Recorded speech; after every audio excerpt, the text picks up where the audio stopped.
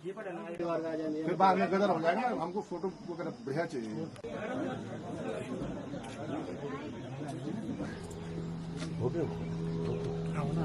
पुष्पांजलि बस इधर है।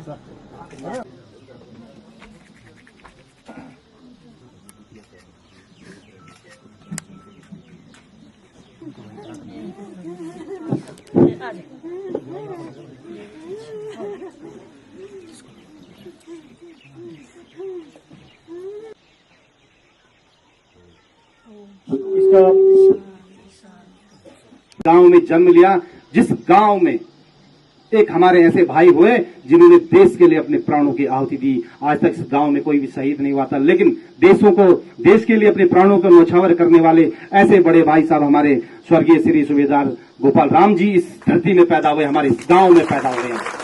अब देहरादून में उस जगह ये मिट्टी स्थापित की जाएगी और हर साथियों, इसलिए मैं, हमारी भाभी जी यहाँ पे हैं, वाकई जिनके घर से जो है, तो एक्चुअल हकीकत यही है।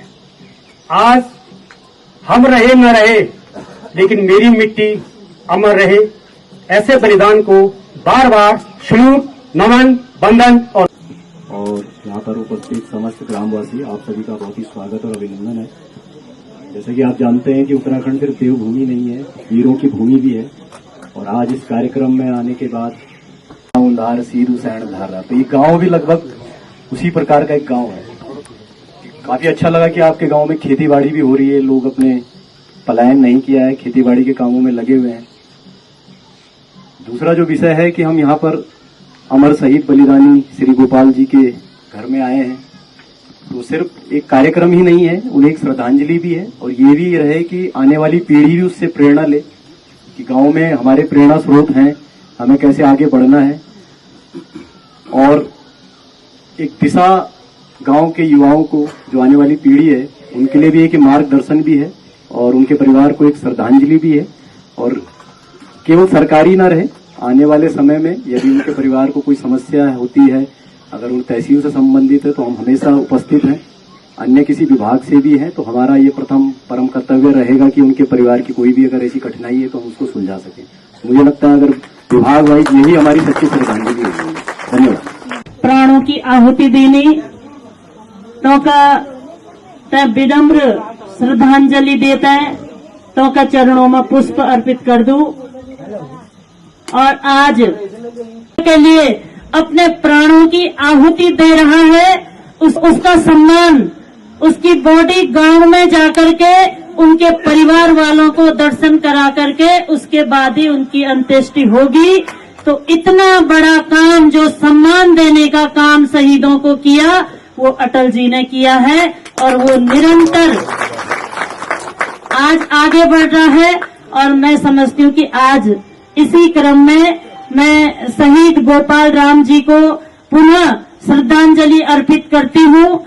और अपना मैं सौभाग्य भी समझती हूँ कि हमारे इस क्षेत्र के एक भाई ने, इस गांव के एक भाई ने इस देश की रक्षा के लिए, हम सबकी सुरक्षा के लिए, कि हम सुरक्षित रहें, हम रात को अच्छी नींद में सोए, हमारे बच्चे अगर बाहर जाएं तो वो सुरक्षित रहें, इस सब के लिए अपनी देश की सीमा पर जाके अपने प्राणों की जो आहुति दी है, हम उन्हें नमन करते हैं, वंदन करते हैं। इसके लिए हम सब आज यहाँ पर एकत्रित हुए हैं। अभी हम सब लोग इस कलश में, यहाँ के इनके आंगन की मिट्टी को उठा करके इस कलश में भरेंगे और ये कलश उस सैन्य धाम को जाएगा जो देहरादून में, जिसका बहुत भव्य निर्माण हो रहा है।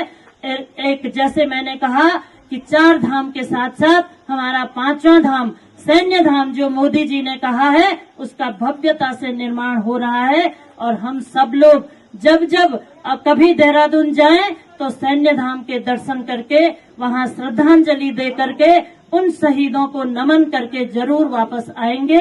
ऐसा मेरा मानना है, ऐसा मैं कहना भी चाहती हूँ।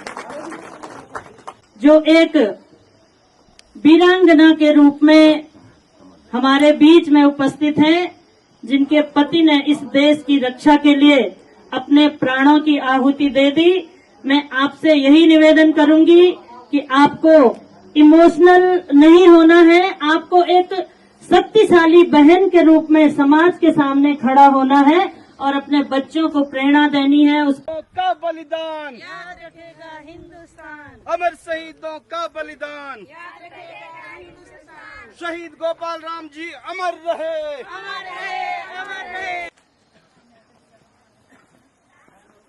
हिंदुस्तान। शहीद गोपाल राम जी का ये बलिदान याद रहेगा हिंदुस्तान। शहीद गोपाल राम जी का ये बलिदान।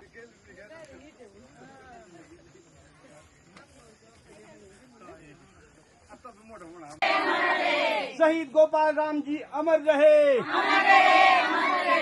शहीद गोपाल राम जी का ये बलिदान याद रखेगा हिंदुस्तान, शहीद गोपाल राम जी का ये बलिदान। याद रखेगा हिंदुस्तान। जब तक सूरज चांद रहेगा, गोपाल राम का नाम रहेगा, जब तक सूरज चांद रहेगा, गोपाल राम का नाम